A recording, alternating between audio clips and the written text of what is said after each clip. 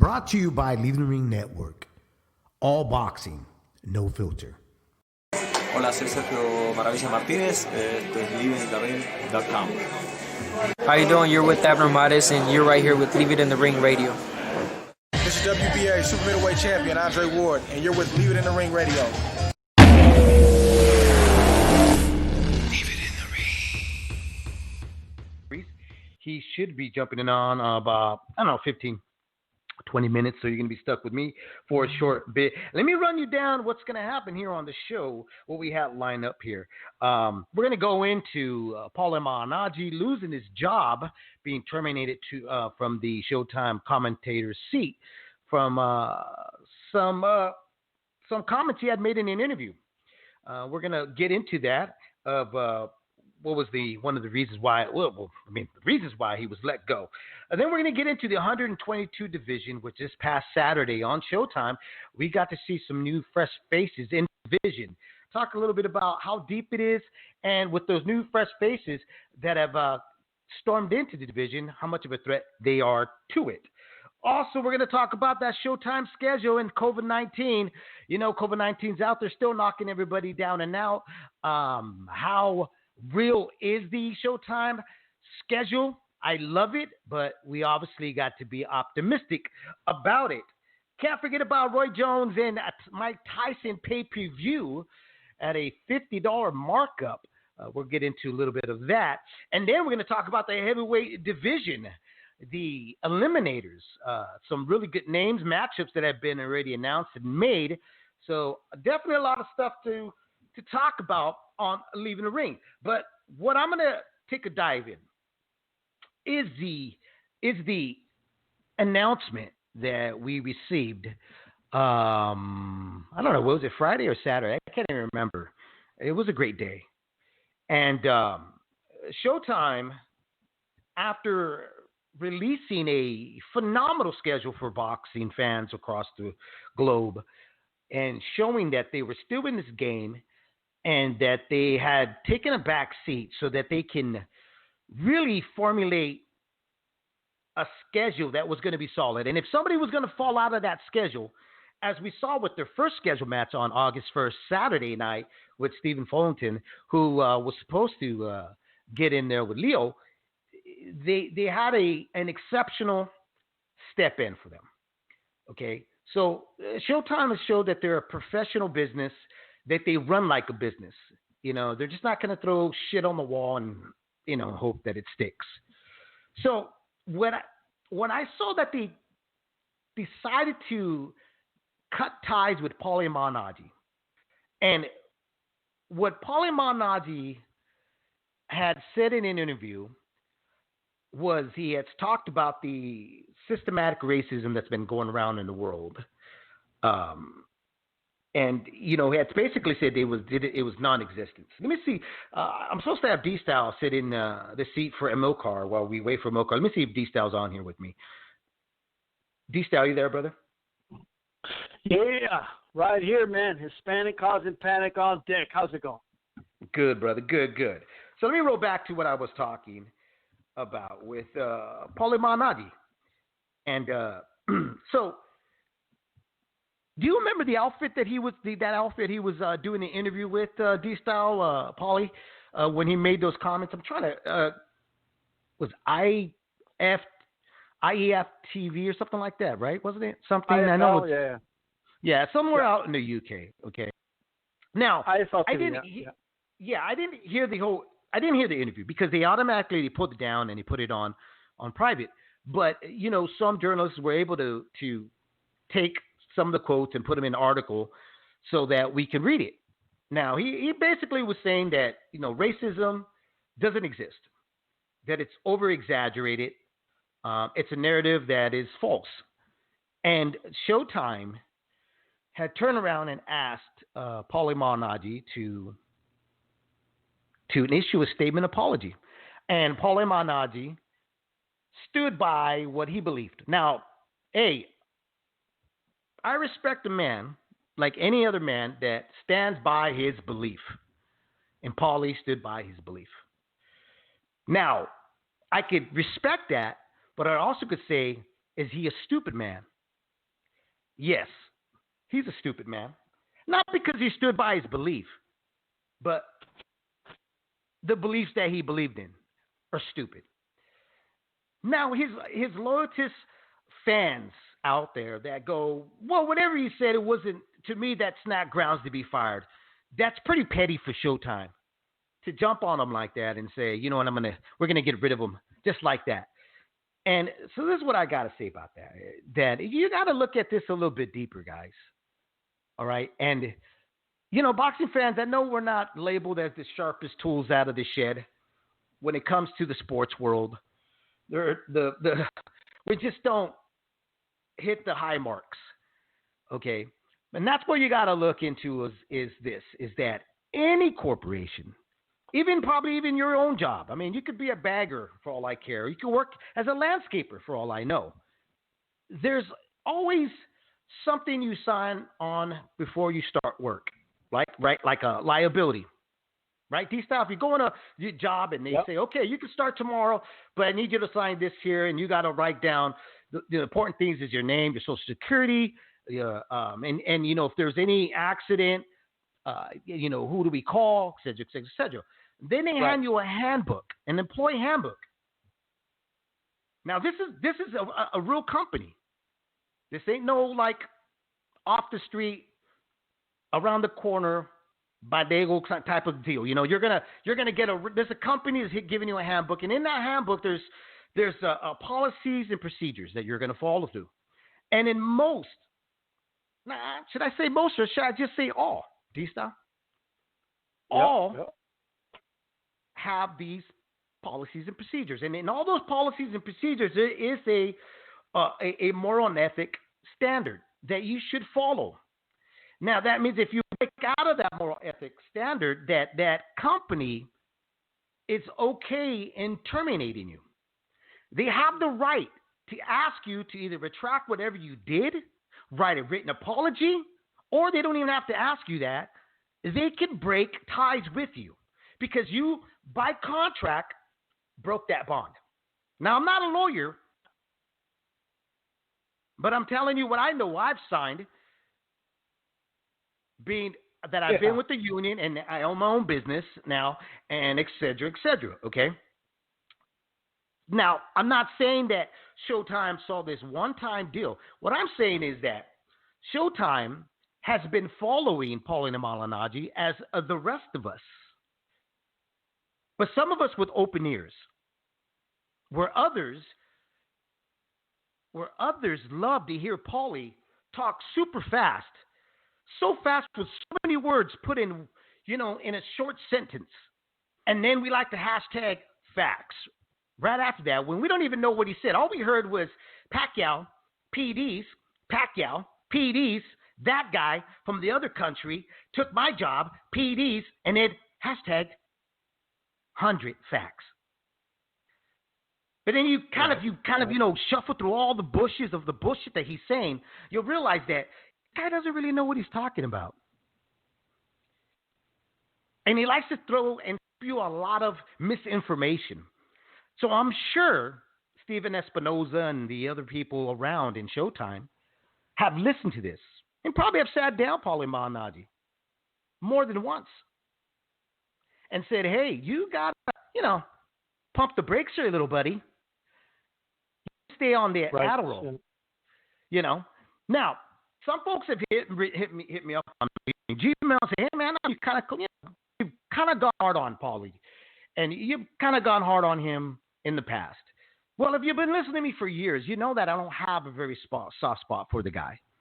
As a matter of fact, you would know that I don't have very much to say about the guy. Just that all I could say is I don't think he's a very great human being. I don't like folks that lie. And I don't like folks that try to ruin other people's images and credibility because they're too much of a little man to accept that the other person is successful and may not come from where you come from. And because you're from a spot where you believe that everything should be given to you and the other guy actually worked from the ground up, you feel slated. So the only way you're going to feel that you believe that you get back what is taken, that it's imaginarily taken from you, is you're going to try to kill this man's or anybody else in that fact, credibility. Now, Right. I like the Showtime commentator Paulie Malignaggi. I just don't like the off the air Paulie Malignaggi. I like the Right. Adderall drug Paulie, where he's very calm and collective on Showtime, but then off the Yeah. cuff on the bench cocaine user Paulie Malignaggi on Twitter and in real life, that's the guy I just don't care for. And I think that overall of everything that's built up and listed, from his crazy rants about the Trump theories and baseless facts that he throws out there in his podcast, to his attacking of Showtime and boxing fans that try to communicate with him on a free platform like Twitter, it really has crossed the boundaries. The accusations that he swung out there towards fighters, and especially Manny Pacquiao, I think that Showtime has paid attention to it. And I think that this last thing that he said about racism not existing here at this moment of what's going on in our country, I think that was the last straw that broke the camel's back. D-Style, what do you think? Right. Absolutely. Look, obviously, I grew up in this country as a minority. So do you. And I'm not expecting everybody to, cater to me or kiss my ass or anything like that. But don't tell me fairy tales either. And this whole, and I get it. Paulie Malignaggi on Showtime is not the Paulie Malignaggi in personal life. And some people say, well, why can't he just be his own person outside of Showtime and in his private life, be somebody else? The problem is it's not private. The problem is it's very public. The problem is he's on a boxing, probably the biggest boxing, outlet out there in IFL in the UK, saying things like this. And it's one thing to say, you know what, maybe he's just ignorant to it and he doesn't understand it. But when the minorities are telling you, right, not Paulie, like, this stuff is real, bro. And it's not like he just said, all right, let's agree to disagree and let's move on. No, he kept fighting it over and over. But this guy was getting in public arguments on Instagram and Twitter with fans, and not to mention, not even related to this, publicly calling fans idiots and all types of stuff like that, right? Yeah. So I'm not the employer. Showtime's the one forking out their money to pay him, right? Right. And here's the reality for Paulie. Like, the reality for Paulie is, I don't see an uprising in Showtime subscribers saying, oh, I'm going to unsubscribe from Showtime now that you fired Paulie. And I don't see a movement or anything. Right? So that tells you they make the right move. So they're the ones paying them. The subscribers are not on an uproar about it. So at the end of the day, what I will say is this. I do question, if I'm honest, why it took him so long after he made those IFL comments. I understand there's a lot going on right now. So I don't know if Showtime did this because they felt it was a morally right thing to do, or just the correct thing to do, or if they just didn't want any backlash. And Paulie's the one that put them in this position, right? So I don't know. Like, I do question why Showtime did it, or they waited so long. To be honest, I felt like good riddance about it. I felt like, okay, about time. But they did wait quite some time. But that's, one can argue, that's credit to Showtime. They gave this guy a lot of chances, and he kept blowing it, So at the end of the day, I go back to consequences for your action. Right. Absolutely. And I think that I'm gonna patch in a milk car in really quick. Hold on. But again, it goes back to the policies and procedures. In any business, you have a moral ethic in those policies and procedures. And the company doesn't immediately terminate you. A company, what they do is they got to have a strong base of a termination, especially when it comes to corporate world. They got to have something solid. So I don't think this was just up in the air, out of the blue. They said, ooh, that comment there is very insensitive, and because we're in a sensitive spot right now, we're going to terminate you. I mean, I'm not arguing with you, D-Style. It could have happened, but I think it was the trickle of things that have come along with it, because Paulie has been kind of free range when he comes to spewing out whatever he feels like, which, hey, that's what attracted fans that don't care what is said, because, fans believe sometimes that the trash talking shouldn't stop just after the fight is over. They want to hear it continue. But, Paulie, had this show that just never seemed to know how to turn off. Like, we really, personally, I don't think we've ever really got to know who the real Paulie Malignaggi was, because it always seemed to me it was kind of a gimmick of who this guy wanted to be. What I saw in the sense that I got from the years of watching Paulie was a guy that was trying to find acceptance and trying to find greatness, and would do everything, anything and everything to be famous. Amilcar, do we got you there, brother? Yeah. Hey, David, and I hope you're feeling well. And apologies, I had a tough commute back home today. Just to chime in here real quick, I think Paulie kind of showed us who he was, in his political views with his podcast. I don't remember if you guys remember his podcast a few years ago. Yeah, him against the world, right?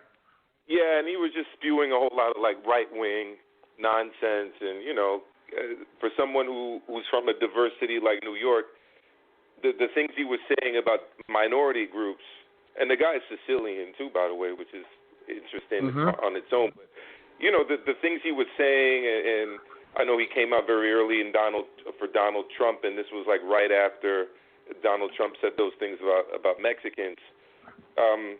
This is who Paulie was. I wonder, though, if it was also a budgetary thing, though, with Showtime, because, I remember, kind of midway through the pandemic, networks were kind of releasing people. I remember Jason Whitlock being one, and there were a few others as well. So I don't know if it was a budgetary thing, but this was long overdue, as D-Style was saying. We don't really need a guy like this with that kind of a platform. As much as I thought he was good at commenting every now and again, the days of Larry Merchant being able to say certain things on broadcast, those days are long gone. I totally agree. I just want to add something really quick, because go ahead. Look, when it comes to somebody in a position like Paulie Malignaggi, to be saying things about, let's say, Mexicans, for example, and in a sport, by the way, that has a lot of Mexicans in it, and African Americans in it. There's a lot of minorities in the sport of boxing, but this is the 1-year anniversary of when a shooter entered a Walmart in El Paso, Texas, and shot up a bunch of Mexican people. Okay, because and his manifesto he wrote down, because they're coming here, they're destroying the country, they're taking our jobs, and this is something I need to do. That type of rhetoric has consequences. Right, especially if you're in a position like Paulie Malignaggi. Yeah, it has terrible consequences. Yeah, and he has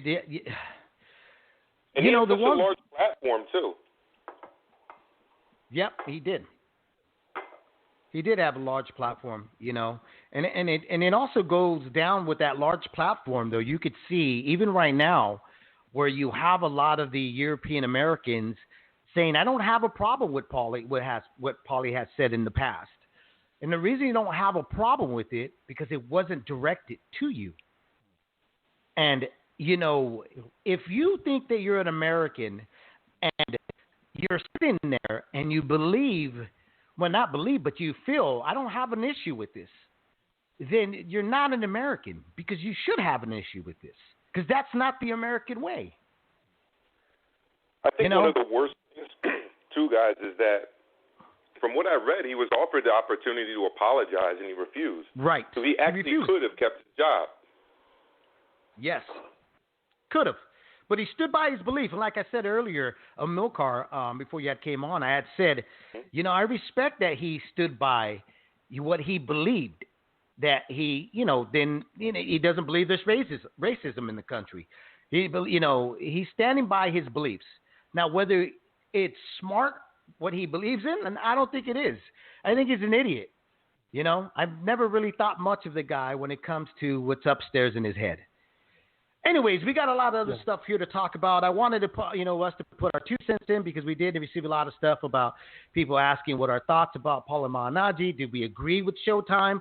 I'll ask you right now, D-Style, do you agree with Showtime's move on terminating Paulie Malignaggi and replacing him with now, later on, probably within a month or so, we'll probably find Paulie Malignaggi doing on a coke bench, screaming out, "A Mexican stole my job," with Abner Maris taking over his mic. I agree with the decision. You know what I mean? That's just my personal opinion. If they didn't fire him, I wasn't going to lose sleep over it or anything like that. Right. But it's not. I'm not against it. It's. I feel like this is Showtime's decision. There is no uproar about this. There really isn't if there was a big uproar about it, believe me, they wouldn't have fired him. So I'm not losing sleep over it. I have no sympathy at all for Paulie Malignaggi. Well, that's because they're Mexican and they're stealing everybody's jobs, Vato. Of course they're not losing any sleep, which is kind of surprising because if you're stealing everybody's jobs, that means you're not getting any rest. Milkar, what about you, brother? Was it a good decision for Showtime to say, hey, you know what, buddy, we're not going to want to see you back next week in the office? I mean, to be honest, I was surprised he didn't get fired when he said he was going to shit in that guy's mouth before the bare knuckle fighting thing at press conference. I'm sorry, I didn't even hear. You're breaking up bad. What happened? What did you say? So I said that I was surprised that he didn't get fired after he said he'd take a shit in that guy's mouth before the press conference or his bare knuckle fighting debut. Do you guys remember that? Oh, I remember that. I mean, how does a guy who's a broadcaster on a major network that works for a major corporation get away with saying shit like that? He even spit in the guy's face, remember? Yeah, and he spit in the guy's face. I mean, that's not the type of guy you want representing you. So I feel like he's done a lot of things over the years, and I do find him insightful at times during fights, but there are plenty of other people who I think could do his job just as good or better. So I don't disagree with it, and from a business perspective, D-Star was alluding to this. Like, look, Mexican Americans are one of the biggest demographics. They're one of the biggest viewership audiences of boxing. You can't be, and other minorities, by the way, you can't be saying things like that and expect that a corporation that needs to sell subscriptions is going to keep you hired. I mean, just really quick. I mean, look at the pay-per-views. You got Tank versus Leo. You got the Charlo twins. Okay, coming on pay-per-view soon, right? Dude, there ain't no way. You're going to be saying the things he said about, George Floyd and Arbery. You know what I mean? And expect African Americans to support Showtime. You still have this dude there, right? You can't expect Mexicans, to be supporting, there has to be a negative impact if you keep Paulie Malignaggi in there. And so I do believe that business had a lot to do with this decision at the end of the day. But, like I said, I support the decision. There we go. You have 3 of us here that say we support that decision. I'll say, I'll go back again. I like the Paulie Malignaggi in the Showtime box commentator seat. I thought he did a good job. I'm not going to lie. I agree with a lot of folks when they say he knows how to call a fight. That's when he's on his low. But when the guy gets on his high and he's out of that box, he's not a likable person. He's not. Anyways, if you guys want to call in, you can 347-215-7598. Let us know if you agree. I'll take our first caller before we move on to our next topic here, which is going to be about the 122 division, which I'm excited about. Let's patch in really quick. Area code 510. You're on live right now on Leaving the Ring. What's on your mind, brother? Hey, what's up, Dave? What's up, Amilcar? What's up, D-Style? Fernando, how you doing? Fernando, ¿qué pasó? What do you think, Fernando? Was it a good idea of Paulie Malignaggi, bro? Or are you gonna miss homeboy? Well, to be honest, dude, I mean, like I'm kind of in the same boat with you, man. He was fine as a commentator. I never. I work in construction, so I work with like kind of racist people. Some people are racist, and I have to work with them. And it doesn't really, it doesn't bother me. They don't mess with me. we're cool, you know, like whatever. I mean, we're not cool, but just, you know, keep that to yourself, and we'll be fine, Right. man. We'll go to work together, you know. Same thing with, like, when I'm watching a fight, I don't really need to necessarily dig into the commentator's political beliefs, as long as he's not, like, you know, being aggressive like Paulie was this weekend with it, you know. I do feel like I hate to say it, man. I know you're a big fan of his. I'm sort of a big fan of his too, of Abner's, but I'm not really thrilled with him being the new color analyst. I don't think he's very good, and I'm not a fan. I'm not a fan. Listen, folks. There is an inner racism between Mexicanos and Chicanos. We've been at war for many, many years. No, you know what, Fernando? No, I agree with you. Look, I like Abner Mars. I think he needs to kind of settle into the seat, and then we're going to see where he's at. I think this past Saturday we heard a nervous, because, you know, to be honest, whatever you think of Paulie Malignaggi, that is a big shoe to fill up. You know, because Paulie did it naturally. You could really see that was his zone. The only problem with Paulie is that he didn't understand that, bro, this was your calling. Like, you didn't have a big punch. You know, you weren't going to be the Julio Cesar Chavez of the world. You just weren't going to be that crossover star that you so much yearn for. You know, you were going to probably be known as a very good color analysis, and that's about it. Abner Mars has got a lot of work, a lot of coaching, but I'm only going to, wish the best for the Paisa homeboy, because he is raza, and I'm really happy that we see one of our own get the opportunity to go out there and show he's got some talent, you know, and it's not like Abner doesn't know what he sees. He was making some good calls. It's just got to flow a little bit better. He's got to become more comfortable. You don't think he? Sorry, go ahead. No, go ahead, Cross. Go ahead. I was just gonna say, I mean, Raul Marquez, I always thought he did a really good job calling fights. I don't know what happened to him, and I also thought the Magic Antonio Tarver was like one of the best color commentators, honestly, I've ever heard. But he lost his job because of drugs. Actually, he only lost it because he tested positive for PEDs, right, in one of his fights. Yeah. And he lost his commentating job. The two are kind of unrelated, but they got rid of him. So I think there are other more experienced guys out there, but I don't know. I don't think a guy should really be learning on the job for a position like this. Personally, I just think it should go to someone who's already proven themselves, but I might be the minority in that one. I don't think you're wrong, Milcar.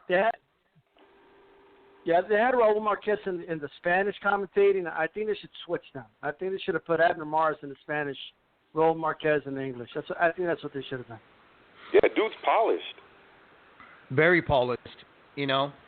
It's like almost Raul Marquez is kind of cursed underneath the Oscar De La Hoya shadow. You know what I mean? He just never seems to want, get out of the poor guy, man. You know. Yeah. But you know whose decision it came down to? And let's be honest, is Uncle Al. Al wanted him there, and that's where he went. You know, that tweet I made, D-Style, I don't know if you saw that, Amilcar or Fernando, when I had mentioned Abner Mars was a joke, because I know how Paulie Malignaggi was so upset and even trying to get, that's all your fault, blacks. dude. I know, but he was like, if you remember when he was saying like, oh, Mexicans are taking our jobs, he was trying to antagonize blacks to be against us, because he was like, you guys are the ones who should be more upset because they're taking your guys' opportunities. And I remember that whole rant. I was like, listen to this motherfucker right here, man.